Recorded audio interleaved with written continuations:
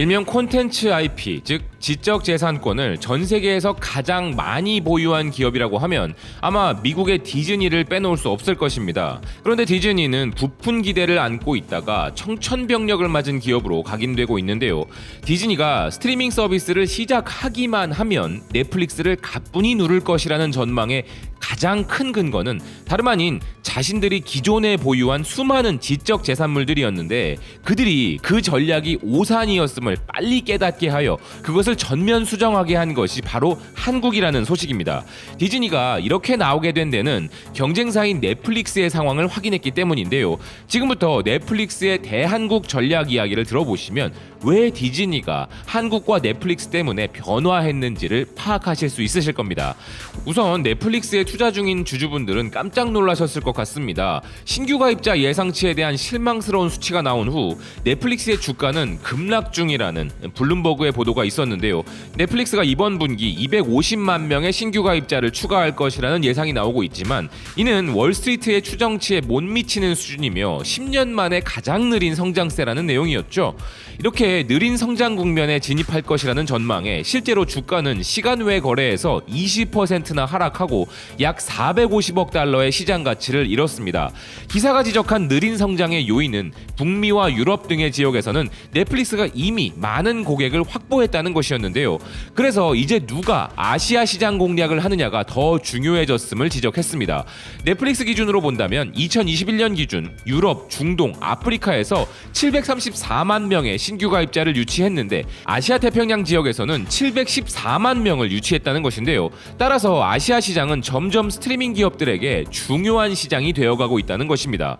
이런 시점에서 넷플릭스가 이제 막 한국과 일본과 같은 시장에서 성공을 거두기 시작했으며 주요 시장인 인도 역시 중요하다는 것인데요. 그런데 넷플릭스가 신규 가입자 유치를 위해 사활을 건 아시아의 주요 인구 대국들에서 한국 콘텐츠들의 인기는 거의 독보적이기에 더욱 넷플릭스의 전략이 한국 중심이 될 수밖에 없다는 것입니다. 지난 4분기 인도의 콘텐츠 공급 국가 2위가 한국이었음은 물론이고 오늘 기준으로 스트리밍 순위 매체 플릭스페트롤의 일본, 인도, 인도네시아, 말레이시아, 베트남의 탑10 랭킹에서 한국 콘텐츠의 비중은 상상을 초월하는 수준인데요. 구체적으로 일본의 오늘 기준 탑10 콘텐츠 중에 드라마 그해 우리는이 1위인 것은 물론이고 무려 7개가 한국의 콘텐츠이며 말레이시아도 한국 콘텐츠들이 1, 2위인 것은 물론 5개가 탑입니다. 필리핀 역시 이와 별다르지 않은 수준이고 대만의 1, 2위도 한국 콘텐츠이며 베트남은 이보다 더해 1위부터 4위까지 한국 콘텐츠들로 줄 세워버린 형국인데요. 인도에서는 오징어 게임이 아직도 3위의 랭크 중에 있으며 인도네시아 역시 1위는 물론 5개의 한국 콘텐츠가 탑10에 랭크되어 있습니다. 아시아 국가들 중 인구 대국으로 분류되는 국가들만 살펴본 것이 이런 것이고 더 작은 국가들이나 남미 국가들까지 더한다면 정말 더 엄청난 상황인데요.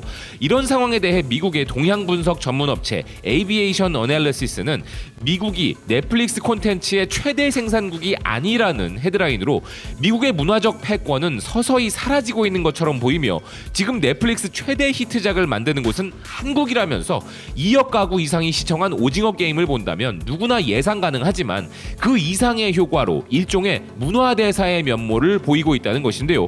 한국은 미국 이외의 다른 어떤 국가보다 인기 콘텐츠를 많이 보유하고 있으며 넷플릭스가 현재 구독자를 2억 1,300만 명에서 2배인 5억 명으로 늘리고자 하기에 뭔가를 하기로 결정했다는 것입니다. 그리고 뭔가를 하겠다는 결정은 최근 들어 계속 나오고 있죠. 우선 넷플릭스가 아직도 세계 순위 상위권에 머물고 있는 오징어 게임의 시즌2 공식 발표를 한 것이 바로 그것이었는데요. 미국 엔터테인먼트 매체 버라이어티는 오징어 게임이 드디어 다시 시작한다는 넷플릭스 최고 콘텐츠 책임자 겸 공동 CEO인 테드 사란도스의 발표를 보도했습니다. 오징어 게임 시즌2가 있는지에 대한 질문을 받은 그는 물론이다. 오징어 게임 세계가 이제 막 시작되었다 라고 했다는 것인데요. 무궁화꽃이 피었습니다 라는 극중 게임 대사를 이 드라마를 봐서는 안 되는 연령대의 전 세계 꼬마들까지 전부 따라하고 있을 정도이니 이제는 오징어 게임 시즌2를 만들어줘서 넷플릭스에게 고마운 게 아니라 넷플릭스가 이것을 반드시 그들의 핵심 콘텐츠로 만들어야만 하는 그들의 입장에서 안 하면 안 되는 콘텐츠가 된 것입니다. 허나 오징어 게임 2는 것은 시작에 불과할지도 모르겠습니다. 넷플릭스는 2022년 한국 콘텐츠 대대적 라인업 발표로 신규 가입자들을 유도하고 있는데요. 무려 25개의 한국 콘텐츠 라인업으로 한국 몰빵각을 재고 있습니다. 헐리우드 리포터는 2022년 한국 오리지널 콘텐츠 25개를 넷플릭스가 공개했다 보도하고 있는데요. 오징어 게임, 지옥 등의 기타 6개 프로그램의 대성공에 힘입어 넷플릭스는 한국 콘텐츠를 대폭 늘릴 것으로 예상되고 그 수가 25개라는 것입니다.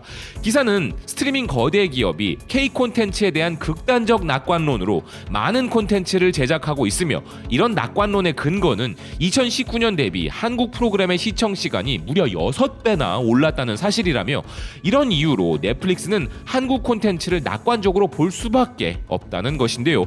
더군다나 이는 한국 내의 시청 시간이 아니라 해외에서 유입된 것이기에 더더욱 그럴 수밖에 없다는 것입니다.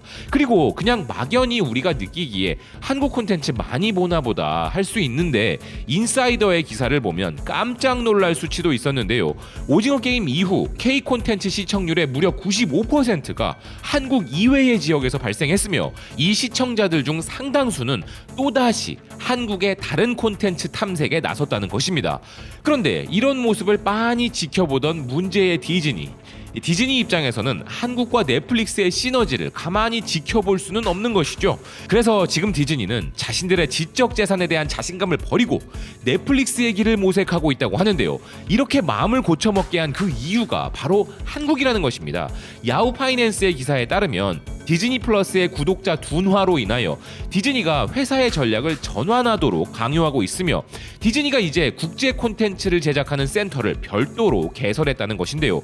디즈니는 ESPN 플러스 출시를 도운 베테랑 중역 마이클 폴을 디즈니 스트리밍 사장으로 임명하는 등의 경영진 개편을 통해 스트리밍 사업을 핵심으로 키우고자 하는 전략을 시작했다는 것입니다. 문제에 부딪힌 디즈니 플러스는 기존의 콘텐츠 제작 전략에서 벗어나 이제 콘텐츠를 국제적으로 전향시키는 데 주력하겠다는 것인데요.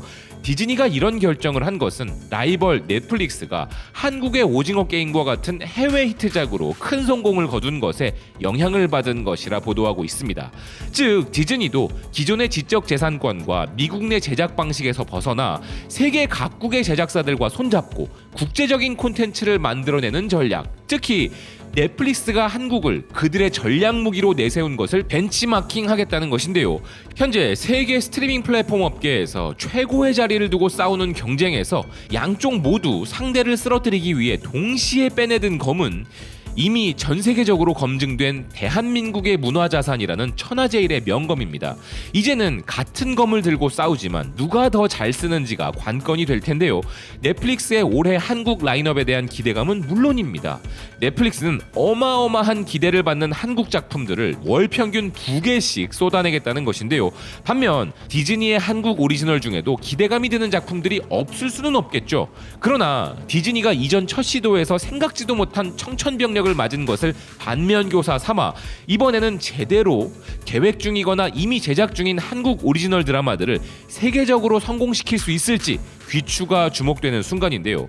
이러나 저러나 대한민국 대중문화와 소프트 파워는 글로벌 최강 기업들의 경쟁으로 말미암아 세계 패권에 더 다가서고 있다는 생각입니다. 시청해주셔서 고맙습니다. 또 뵙겠습니다.